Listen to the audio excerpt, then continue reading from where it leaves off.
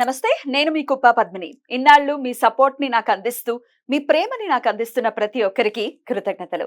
ఇప్పుడు చూడబోతున్న ఈ వీడియో కూడా ఖచ్చితంగా మీకు ఉపయోగపడుతుంది. లైక్, షేర్ అండ్ సబ్స్క్రైబ్ చేసి మీ ఇష్టాన్ని, అలాగే మీ సపోర్ట్‌ని నాకందించండి. అలాగే ఈ వీడియో పట్ల మీ అభిప్రాయాన్ని కామెంట్ సెక్షన్‌లో కామెంట్ చేసి నాకు తెలియజేయండి. నమస్తే. నమస్తే. Welcome to our channel. నేను పద్మిని. ప్రస్తుతం మనతో పాటు ప్రముఖ ఆధ్యాత్మికవేత్త, ప్రముఖ న్యూమరాలజిస్ట్ లక్ష్మీ నరసింహస్వామి ఉపాసకురాలు శ్రీమతి స్రవంతి గారు మనతో పాటు ఉన్నారు. మాట్లాడదాం. నమస్తే అక్క. నమస్తే పద్మిని. ఎలా ఉన్నారక్క? బాగున్నాను. నవరాత్రులు పూర్తయిపోయాయి. చాలా అద్భుతంగా దిగ్విజయంగా జరిగాయి నవరాత్రులు. అయితే రేపు ఏకాదశి. ఈ వీడియో ఎప్పుడైనా రానియను కానీ రేపు ఏకాదశి నాడు త్రిపురాంతకంలో మహాపూర్ణాహుతి జరగబోతోంది. నిజంగా చాలా చాలా చాలా అదృష్టం అని చెప్పాలి. ఎందుకంటే ఈశ్వరుడు లిటరలీ కొలువుదీరి ఉన్నాడు త్రిపురాంతకంలో అనేది చాలా మంది మేధావులు పండితులు చెప్పేటటువంటి మాట. ఆ పరిసర ప్రాంతాల్లో ఉన్న వాళ్ళు కూడా అంటారు త్రిపురాంతకం చాలా పవర్ఫుల్. నిద్ర చేయాలి అనేది మేజర్ గా చెప్తారు. త్రిపుర సుందరి హోమం తర్వాత పూర్ణాహుతి అయిపోయిన తర్వాత అక్కడ నిద్ర చేద్దామని అనుకున్నాం. అద్భుతం. త్రిపుర సుందరి అమ్మవారు కూడా కొలువుదీరి ఉన్నారు. కింద ఒకరు పైన ఒకరు ఉంటారు. పైన త్రిపురాంతకేశ్వరుడు ఉంటారు. అమ్మవారు పైన ఉంటుందని విన్నాను నేను. అక్కడికి వెళ్తే గానీ అక్కడ ఎలా ఉంటుందనేది చూడాలన్నమాట. వారాహి అమ్మవారు కూడా కొలువుదీరి ఉన్నారు అని చెప్పడం జరిగింది. అక్కడికి వెళ్ళిన తర్వాత అక్కడ విషయాలన్నీ కూడా నేను తప్పకుండా చేస్తాను. తప్పకుండా ఆ టైంకి వచ్చేస్తారు ఈ వీడియో వచ్చినప్పటికీ. రైట్ అక్క, పౌర్ణమి గురించి ఆల్రెడీ విశేషంగా మాట్లాడుకోవడం జరిగింది. అయితే యాజ్ అ న్యూమరాలజిస్ట్ డెఫినెట్ గా మేనిఫెస్టేషన్స్ కి డెఫినెట్ గా చాలా పవర్ఫుల్ డేగా మీరు చాలా సందర్భాల్లో చెప్పారు. పౌర్ణమి అంటే వదలకుండా దాన్ని యూటిలైజ్ చేసుకోండి అని. మరి ప్రత్యేకించి మేనిఫెస్టేషన్ కి ఏదైనా ఈ పౌర్ణమికి చేసుకునే విధానం ఏదైనా ఉందా అక్క? తప్పకుండా చెప్తాను పద్మిని. అయితే అమావాస్య నాడేమో మనం ఏమన్నా కోరిక తీరాలి అనే మేనిఫెస్టేషన్స్ చేసుకోవాలన్నమాట. ఫుల్ మూన్ మేనిఫెస్టేషన్స్ ఏంటంటే మనలో ఉన్న నెగటివిటీ కానీ, నెగటివ్ ఎనర్జీ కానీ, ఇంట్లో ఉన్న నెగటివ్ ఎనర్జీ కానీ, ఆటంకాలు తొలగిపోవడానికి కానీ యూస్ చేసుకోవాలి. అంటే అమావాస్య నాడు ఏంటంటే న్యూ మూన్ కాబట్టి కొత్తగా చంద్రుడు వృద్ధి పొందుతూ ఉంటాడు కదా. అలా అలా అలా మన కోరిక నిర్మాణం చేసుకొని వెళ్తూ ఉండాలి.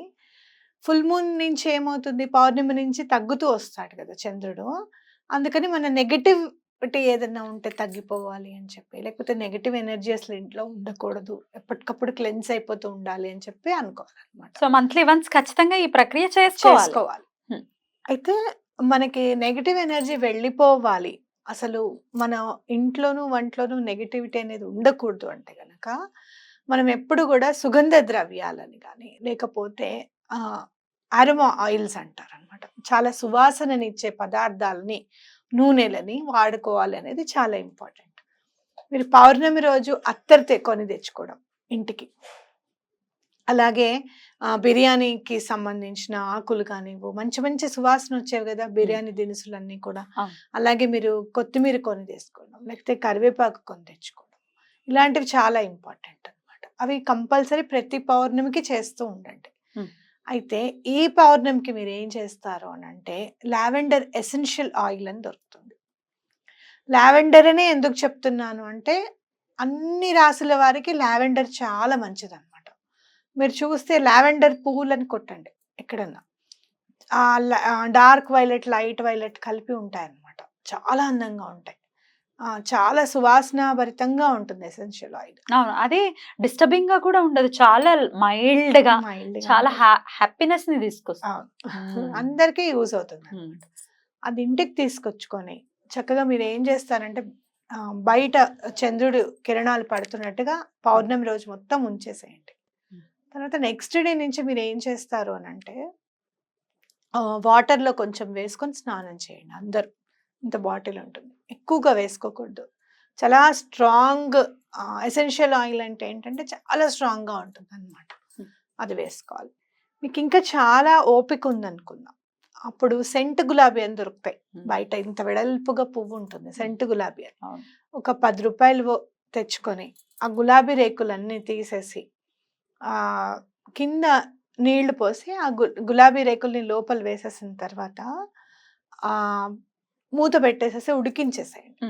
ఆ వాటర్ కూడా మళ్ళీ 10 to 15 డేస్ మీరు ఫ్రిడ్జ్ లో పెట్టుకొని యూస్ చేసుకోవచ్చు. Like rose water. ఆ, ఎందుకంటే ఒక్కొక్కసారి ఎసెన్షియల్ ఆయిల్ ఒక్కొక్కసారి కాస్ట్లీ ఉంటాయి కొన్ని స్టోర్స్ లో, ఇలా కూడా చేసుకోవచ్చు అనమాట. అలా మీరు ఎసెన్షియల్ ఆయిల్ ని ఒక్క చిన్న డ్రాప్ వేసి ఇల్లంతా కూడా తుడవచ్చు.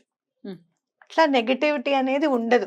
మీకు ఎసెన్షియల్ ఆయిల్ ఇంట్లో ఉంటే మీ ఇష్టం, ఒక డ్రాప్ వేసి స్నానం చేయడము, ఒక డ్రాప్ వేసుకొని ఇల్లు తుడుచుకోవడము, లేదు అంటే కనుక స్ప్రే చేసుకోవడము చాలా మంచిది. అంటే కొంతమందికి డస్ట్ ఎలర్జీ లాగా ఎక్కువగా సువాసన ఎక్కువగా వస్తే ఊపిరి ఆడనట్టుగా అనిపిస్తుంది అనమాట. ఆస్థమాటిక్. అలాంటి వాళ్ళు ఈ గులాబీ రేకుల్ని యూజ్ చేసుకోండి. మీకు చాలా బాగా యూజ్ అయ్యేది ఇంకా ఇప్పుడు ఆరెంజెస్ బాగా వస్తాయి. ఇప్పుడు ఆరెంజెస్ చక్కగా రోజుకొకళ్ళు తింటారు కదా, ఆ పైన తొక్కులన్నీ చక్కగా దాచేసి ఏ రోజుకి ఆ రోజు తిన్నవన్నీ కూడా ఒక నీళ్ళల్లో వేసేసి ఉడకబెట్టుకొని ఆ నీళ్లు ఇల్లు తుడవడానికి కానివ్వు, లేదు అంటే కనుక స్నానం చేసేటప్పుడు కొన్ని కలుపుకోవడానికి కానివ్వు, చాలా బాగుంటుంది. మీరు ఆరెంజ్ తొక్కలు వేసేసిన తర్వాత ఆ స్మెల్ చూసి దాంతో ఆ నీళ్లు కలుపుకొని స్నానం చేస్తే ఎంత ఫ్రెష్గా ఉంటుందో. అండ్ ఇంకోటి ఏంటంటే ఆరెంజెస్, గులాబీ ఇవన్నీ కూడా మంచి సువాసన భరితం చేస్తే ఏమవుతుందంటే ఆర్థిక ఇబ్బందులు తొలగిపోతాయి. అండ్ విటమిన్ సి ఆరెంజ్, సికి మీరు చాలా సార్లు చెప్పాను కదా, సికి రిలేటెడ్ ఏదో ఉంది, పద్మిని డబ్బుకి సంబంధించింది ఉందని. అందుకనే కదా ఉసిరికాయ ఇస్తే కనకదార స్తోత్రం వచ్చి బంగారు ఉసిరికాయల్ని వర్షం కురిపించింది. కాబట్టి తప్పకుండా పని చేయండి. అండ్ మీరు పౌర్ణమి రోజు ఇట్లా పులుపుకి సంబంధించినవి ఏమైనా నిమ్మకాయ పులిహార కానివ్వు, లేదా అలాంటివి ఏమైనా నైవేద్యం పెడితే కూడా చాలా మంచిది అనమాట. నేచర్ని బాగా యూజ్ చేసుకోవాలి ఆ రోజు. కొబ్బరి నీళ్ళు తాగడం, చెరుకు రసం అమ్మవారికి చాలా ఇష్టం పౌర్ణమి రోజు. అయితే చెరుకు రసం తెచ్చుకుంటే వితిన్ ½ an hour లో తాగేసేయాలి, పాడైపోతుంది. లేకపోతే టేస్ట్ కూడా పాడైపోతుంది. ఈవెన్ మీరు ఫ్రిడ్జ్ లో పెట్టినా కూడా పాడైపోతుంది చెరుకు రసం. అలాగే చెరుకు రసం నుంచే మనకి బెల్లం వస్తుంది. మీరు చక్కగా ఆర్గానిక్ బెల్లం తీసుకుని వచ్చి ఇంత బెల్లం పెట్టి దాని మీద కొంచెం బెల్లము ఎప్పుడన్నా ఇట్లా బాక్స్ లాగా తీసుకున్నారనుకోండి, ఇట్లా లోతుగా ఉంటుంది, కొంచెం లోతుగా లేకపోతే కొంచెం ఇట్లా లోతు చేసి దానిలో కొంచెం ఆవు నెయ్యి వేసి దీపం పెట్టారనుకో, బెల్లంతో ఎలాంటి నెగిటివ్ ఎనర్జీ అయినా వెళ్ళిపోతుంది. ఎలాంటి ఆటంకాలు ఉన్నాయి చాలా, అంటే ఆటంకాలన్నీ తొలగిపోతాయి. మధుర పదార్థం మీద మీరు దీపం పెడుతున్నారంటే మీ జీవితం కూడా మధురంగా మారుతుంది. ఒక్క క్యూబ్ లో పెడితే సరిపోతుందా? క్యూబ్ లో ఎన్ని ఒత్తులు వేసి పెట్టమంటారు? ఒక్క పువ్వొత్తి. ఒక్క పువ్వు. ఓ మధ్యలో అలా అది ఇమాజిన్ చేస్తేనే బ్యూటిఫుల్ గా అనిపిస్తుంది. బంగారు వర్ణంలో మెరిసిపోతుందేమో దీపం. బెల్లం చాలా మంచి. ఇంకోటి ఏంటంటే ఆ బెల్లం మనం వాడుకొని చక్కగా వెళ్ళి చీమలకి ఆహారంగా మనం చెట్లలో వేసేస్తాం, దాని వల్ల కూడా మనకి మంచి జరుగుతుంది. బ్యూటిఫుల్ అక్క. బెల్లంతో దీపారాధన డెఫినెట్ గా అమ్మవారికి ప్రీతికరం అని చెప్తున్నారు కాబట్టి ఎప్పుడు సాయంత్రం పెట్టమంటారా, పొద్దున పెట్టమంటారా?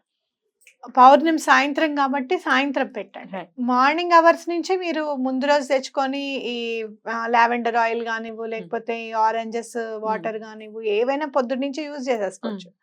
సాయంత్రం అమ్మవారి పూజ చేసుకునేటప్పుడు చక్కగా మళ్ళీ స్నానం చేసేసి మళ్ళీ ఫ్రెష్ అప్ అయి చేసుకోవచ్చు.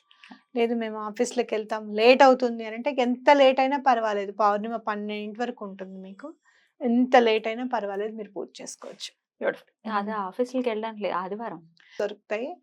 ఒక దీపం నెయ్యి పోయడానికి కొంచెం వెసులుబాటుగా ఉంటుందని నేను స్క్వేర్ షేప్ లో ఉన్న తెచ్చుకోమంటున్నాను.